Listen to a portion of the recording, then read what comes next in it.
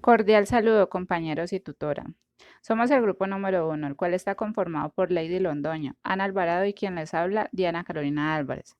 Para empezar, queremos definir qué es cultura organizacional, la cual es definida por Shane como un producto aprendido de la experiencia y por tanto algo localizable solo allí, donde existe un grupo definible y poseedor de una historia significativa.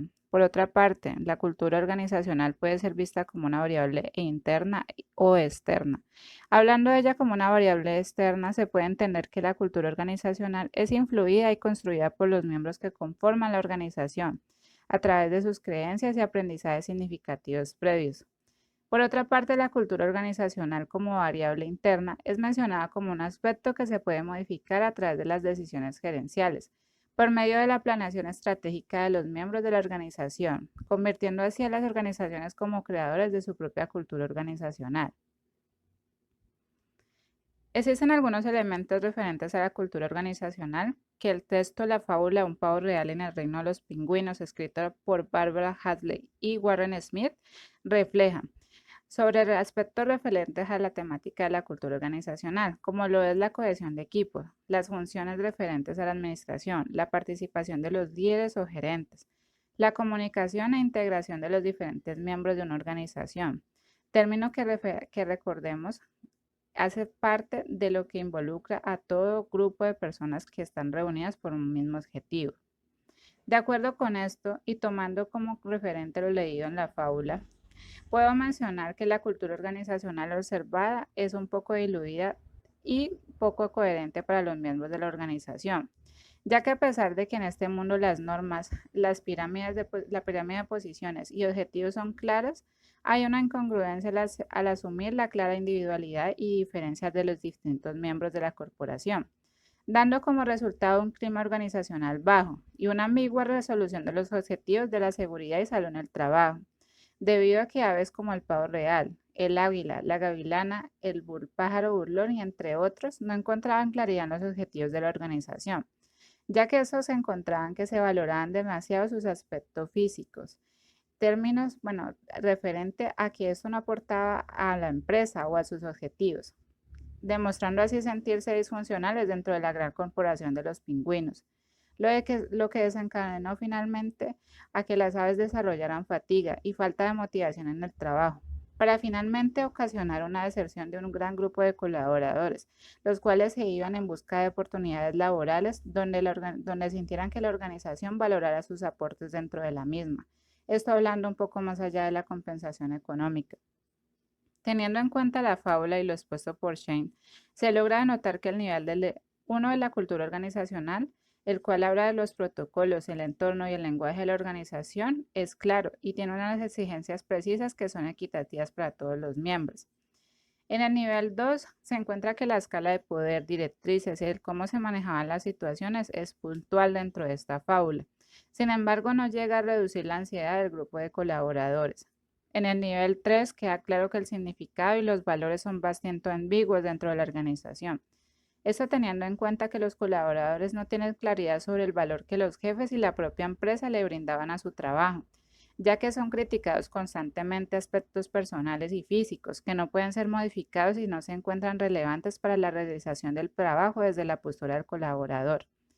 En este mismo orden de ideas, además, se puede mencionar que la cultura organizacional desencadena un alto nivel de deserción dentro de la organización, ya que las diferentes aves o miembros dentro de la misma no logran alcanzar un nivel superior a las necesidades que se buscan alcanzar.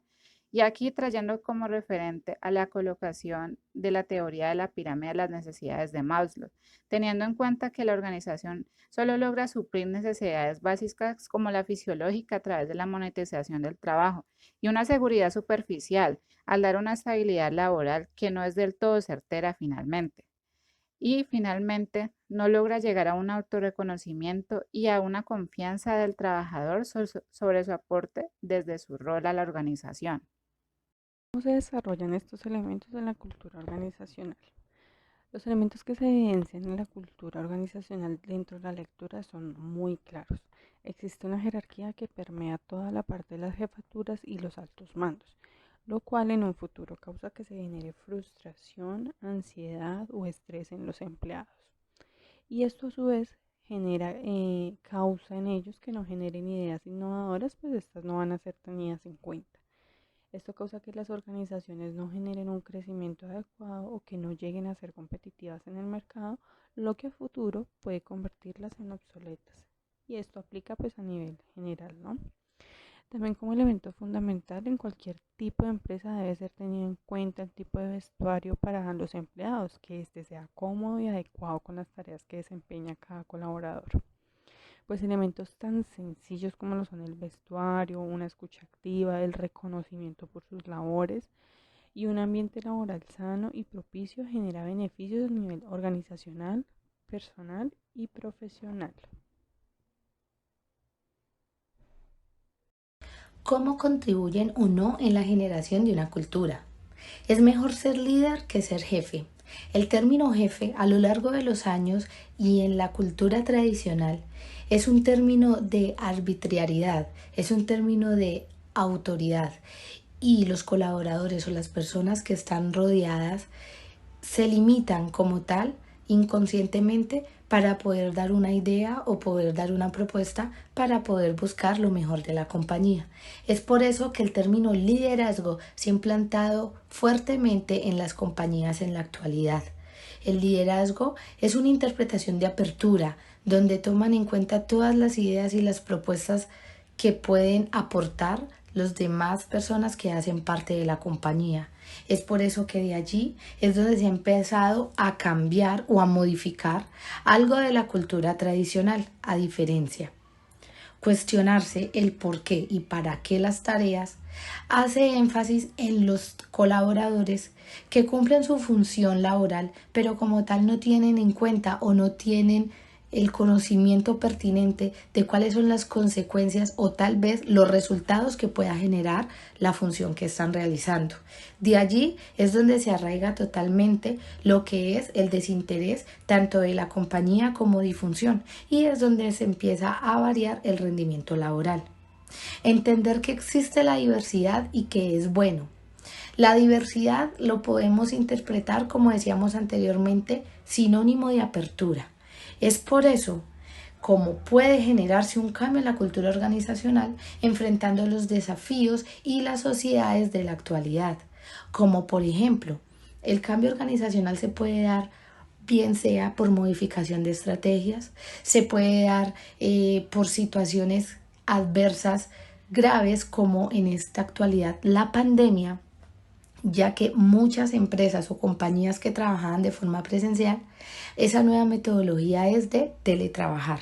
Donde dejan de trabajar, automáticamente pueden traer consecuencias en la organización. Es por eso que como tal la cultura se ve modificada, solamente por el simple hecho de cambiar o de modificar la forma de trabajo, pero de una cierta forma se sigue aportando a lo que es la función laboral y a lo que es la producción de la compañía.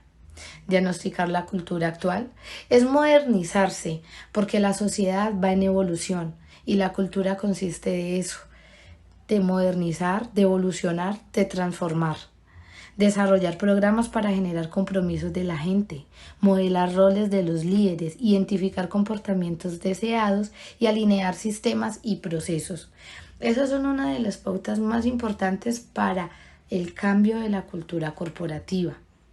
Es por eso que se han venido presentando ciertos desafíos, ciertas modificaciones y la cultura, aunque en algunas compañías siempre se rigen por la tradicionalidad, es necesario de que tanto los de la autoridad, los del nivel jerárquico como los colaboradores tengan en cuenta esa apertura para poder enfrentar esas situaciones sin tener consecuencias negativas. Muchísimas gracias.